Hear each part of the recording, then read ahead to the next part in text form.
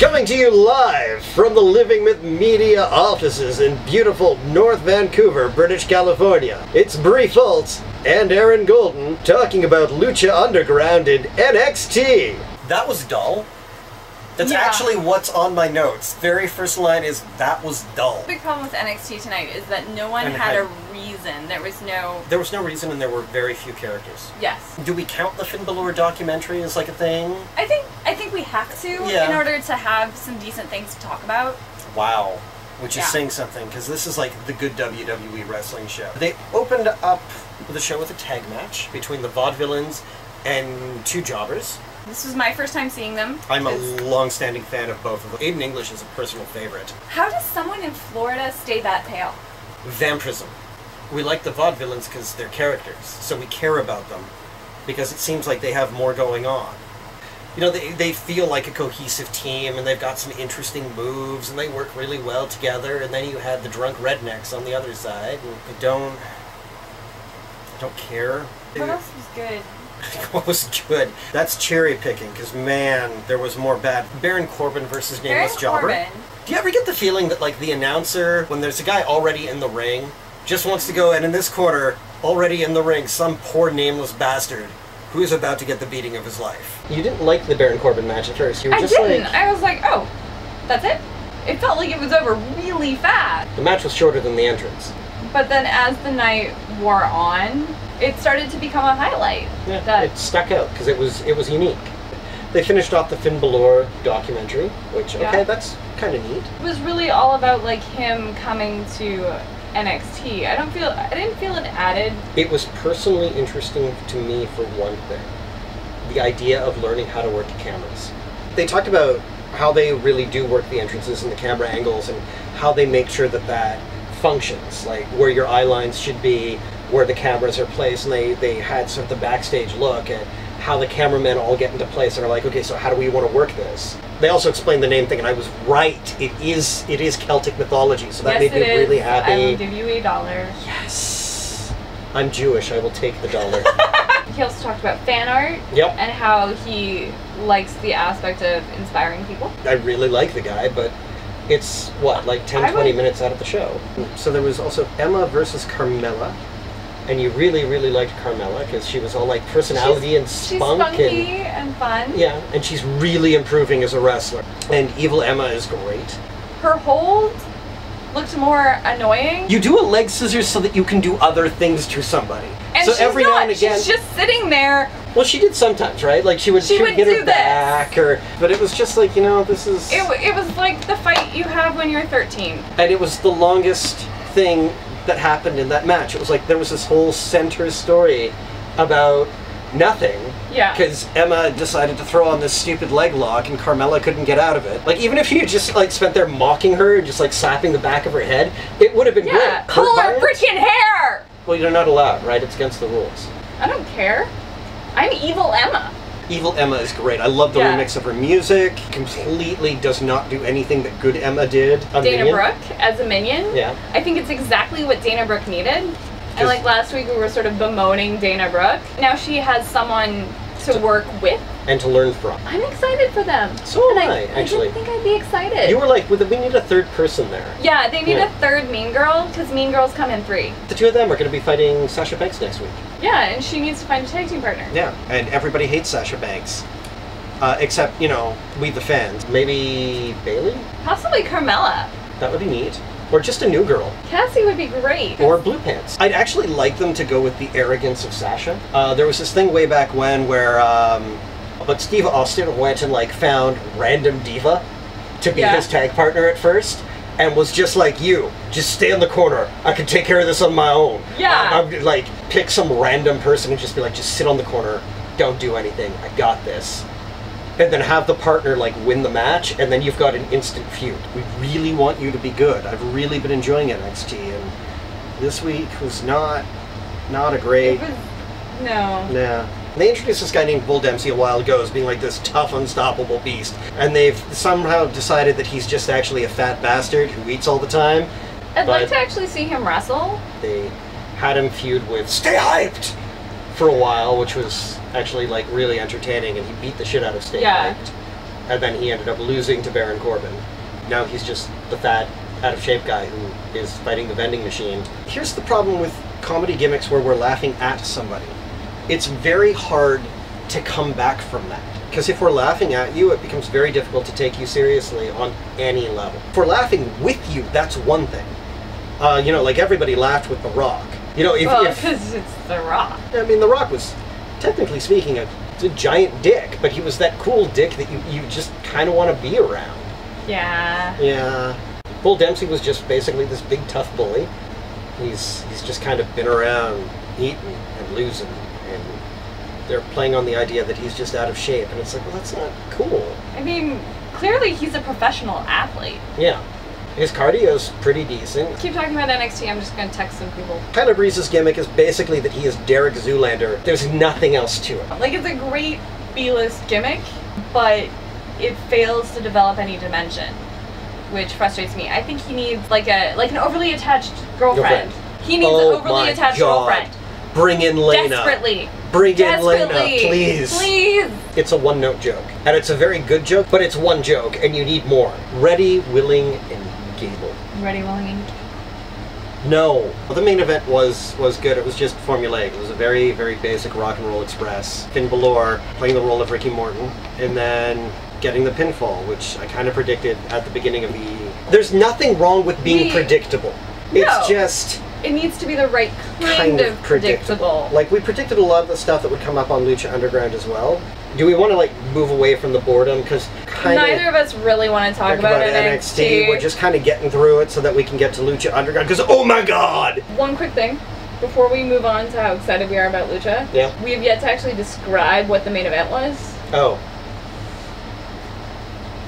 We have to go back and talk about more NXT. I'm sorry. The most frustrating thing about this is that it's Finn Balor and Samoa Joe versus Kevin Owens and Rhino. I want to be excited about that. Well, you predicted this tag match last week. Yes, I did. You were like, if we don't get that tag match, I'm going to stab someone in the face. Yep. And then I went home. And it went exactly the way that I predicted it would. Finn Balor got the crap beat out of him, and then got the hot tag at the end and got the pin. He looks strong going into the thing on Saturday. And there were some really great moments with, like, Rhino getting confused and running in. Kevin Owens ate, like, 3 or 4 finishers. Oh, yeah. It's the first time that we've seen Kevin Owens pinned by anybody that is not John Cena. So it may as well be the first time we've seen Kevin Owens pinned. John Cena shouldn't count. Like, as far as I'm concerned, Rusev is still undefeated. John Cena isn't a wrestler so much as he is a force of nature. Okay. Can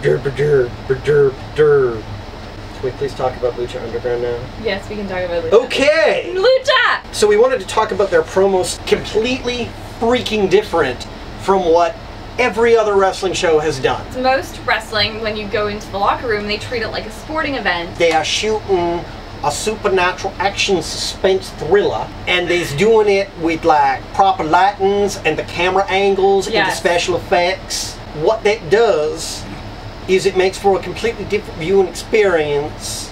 They know what their strength, the enthusiasm of their performers. Hernandez is fantastic. Alberto El Patron is great. We'll get to him in a bit. Puma was impressive. Chavo's impressive. Moth is great.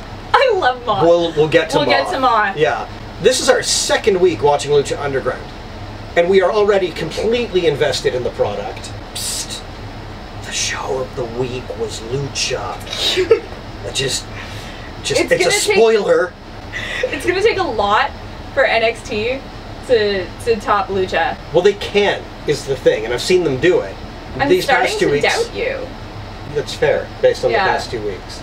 So yeah, we got that strong Mexican identity thing going in, particularly with the first match, with the guy being like all about the Mexican pride. Identity was a strong theme. Like, the night had a theme. All of the matches had this core central idea, and all the characters, like, it tied the whole show. They're making a show. Yes. They're making a TV show where, and you said it best, wrestling is how they resolve conflict. Which is what wrestling should be. Yes! It's comic books.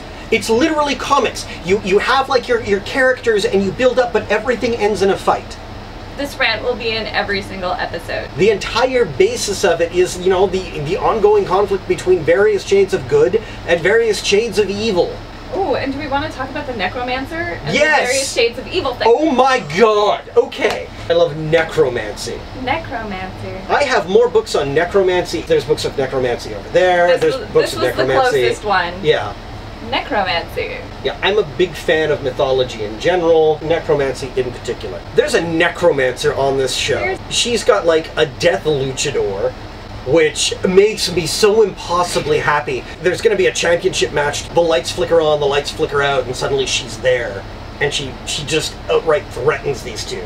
Yeah. And then Death Luchador shows up and is like, I am menacing and don't have to talk. Because I am the fury of 1,000 murderers, or whatever the hell it was. Oh my god. It was awesome.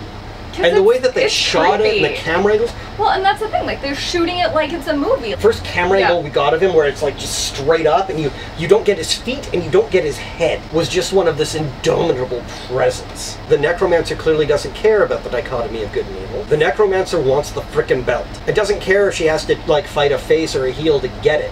She just wants it. It adds such a level of complexity, and again, like, further establishes that identity. Like, is Chavo a real bad dude? Yeah, he's a pretty bad dude. But he's not evil. The necromancer is evil.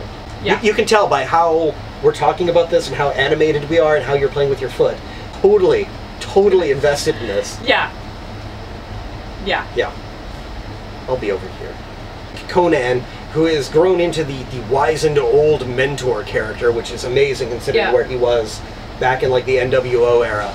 Wow, I'm old. Alberto Del Patron versus Moth. Remember how we were talking about like this poor bastard in the corner? So Moth starts in the ring. And what we see is essentially the same match that we just saw Baron Corbin do. That's Moth right there, guys. Anyways, so he starts out being a creep. And you're just like, somebody come and kick the shit out of this guy, please. And then we get our Mexican hero. Yep, Alberto Del Patron, who was Alberto Del Rio in WWE. He's worked better as a heel in the E, but very clearly works better as a face here. He just came out and murdered Moth. Again, it was like a 2-minute match. He was so far out of his pay grade. Well, and it was the Baron Corbin match was great. Yeah. Call it what it was. It wasn't great. It was unique. It was unique. And because it was unique, it sticks out in the mind. Yeah, and then when we move to Lucha and they do essentially the same thing. They just did it better. Alberto Del Patron, watching him just beat the crap out of Moth. So rewarding. You know, we feel like better people for having watched Alberto Del Patron, you know, almost break Moth's arm. Guys, don't be Moth. Don't be Moth. Don't be Moth. That shit is just creepy. Dragon versus Hernandez. Hernandez has like the best arms and just ever, the swagger. Guys. They're just like perfectly chiseled, and he's got sexy tattoos like right here. Yeah. I could look at those arms. Yeah. I mean, if I had to. Yeah. If I was like forced to stare at a chiseled man. He moves like the best sort of male burlesque dancer. Oh yeah. Yeah. Yeah. Yeah. He's fighting the dragon, who we saw for the first time last week, and he blew our freaking minds. And he continued to do it this week. And I mean, I remember you at the end of that match being like, wait, that wasn't the main event? Felt like a main event. Felt like a match between two equals. Hernandez is like this big guy. Yeah. And Drago. He's the tiny guy. And so it's the fast tiny guy versus the big powerhouse. And it was funny because the announcers are like, yeah, you know, kudos to Hernandez for keeping up with Drago. Normally it's the other way around. It's like kudos to the small guy for keeping up with the big guy, but... Goes into the crowd, freaks out, an audience member, steals his belt, and then whips Drago with it. Awesome. And then he does like the big, like over-the-shoulder power bomb into the side of the ring. And then as they're checking on him, he gets a microphone and is like, hey, peoples, there ain't no such thing as no dragon. Again, the commentating was really fun throughout the match. The match itself was awesome. It felt like a really good main event, like a good solid main event. And it was the mid-match. Yeah. They still had like 2 more to go. Yeah. Way that match was built, and even the ending, like the non-finish ending. Disqualification. Yeah, because he used the belt to hang the guy. Strangle, which was awesome because later on they had a no DQ match. So to have a match end in a disqualification establishes for your audience, what does a disqualification look like? There's a logical build. Throughout the whole episode, not just per match. Yeah. yeah, that helped build into the title match, which I think is the next thing we're talking about. Yes, Chavo Guerrero is the nephew of the infamous Eddie Guerrero, and after Eddie's death, they basically made Chavo a joke, to the point where he was losing to the Leprechaun. And now he's ended up in Lucha Underground. And Lucha Underground is treating him like the badass that he is. Because Chavo Guerrero is awesome. Chavo's got like a crew of cronies, and he's running around, and he's basically like the mafioso tough guy. Like a hitman, kind of. That's his character. So he gets rewarded with a title match against Prince Puma. And he knows he can't beat him. He's got a no disqualification on his side, and if Conan, Puma's mentor, interferes, then Puma loses the belt. In an interesting twist, they had Chavo hurt himself, something in his thigh, so he goes down, and his two buddies come in and just start wrecking Puma. Effectively like 2.5 men versus Puma. And the superpowers weren't cutting him any favors tonight from the cursed Aztec gold belt. Which, again, just makes me so happy that that's a thing. Maybe everything about this show makes sense and is amazing. Yes. Conan was talking to Guy before and was like, Mexican bride, come out and take your revenge. Yeah, Guy comes out for revenge. Not for revenge, but for Mexican pride. Which again speaks to that core theme of identity that was sort of weaved throughout the entire night and culminated in this match. Puma hit like a 720 swanton? Like, I don't know what else to call it. It was beautiful. And then they shot like an outro. Yeah. Like an outro thing. Like Chavo is in the back alone, like nursing his leg because he's hurt. And one of the guys that he hurt and took out. And so Chavo starts like mocking him. Like really getting at the Mexican machismo. And the guy finally just snaps and picks him up and starts throwing him around. Like Darth Vader lifts him. You sort of saw the insanity in his eyes, and we're both like, that's a fucking heel turn waiting to happen. So yeah, Lucha Underground, show of the night. Show of the night, Lucha Underground. Has the match of the night as well, in Drago versus Hernandez. Yeah. Or as we like to call him, Arms. MVP. MVP, wow. Corey Graves. Really? Corey Graves, the commentator from NXT, really sort of tried to keep everything flowing as much as he could. He had some good lines. And he sort of picks out the tropes of both the announce team and the wrestling in general. So I really enjoy his commentary. For me, the MVP tonight is Corey Graves. Fair enough. Thank you for watching. Link, comment, and subscribe.